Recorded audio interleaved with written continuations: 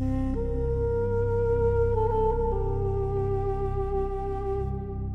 is a city of the cold and hungry, echoing to exploding shells and bursts of gunfire. There are no telephones and the electricity has been cut off. In the Eruptive Mode came out of very much a feeling of hope and helplessness in front of the massive events that were taking place, that were the so-called Arab Spring, the series of people's revolutions across different parts of the Arab region. Never again, you said. No more humanity in extremis, you said. Let the IVF begin. The last piece of work that we made was being rehearsed in Syria, and it was a piece of despair. It was a cry of despair that nothing's ever going to change. And as we were in Syria, the whole Arab Spring started, then Ali left. So we found ourselves in a radically different place that we never had dreamed of being in. So we created a piece and we worked with actors from Syria and from Lebanon. But it became increasingly difficult to tour that piece, as you can imagine, getting the actors out, and it was very dangerous.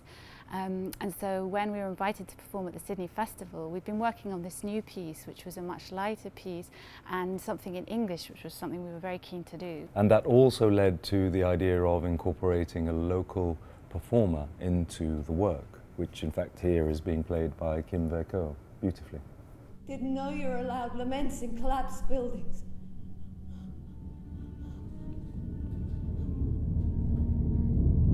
Kosovo! Did you press send?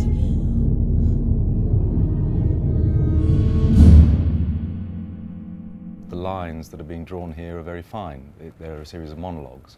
It's a much more intimate piece in which individuals are cast into extreme scenarios as one would expect from a kind of the setup required of a tragedy. There's two foreign characters actually, both played by the wonderful Australian actress who's with us now.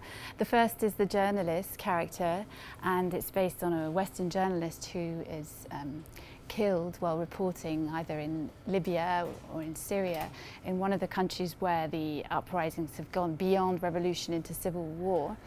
And the second character is actually one of these kind of shady characters you see often in the Gulf, the Western advisors. And we wanted to include a voice from a region that hadn't had a revolution, or where revolution has been suppressed, and a Western ally. So we've got two very different voices, one who's reporting what's going on and who is another who's essentially a sort of parasite.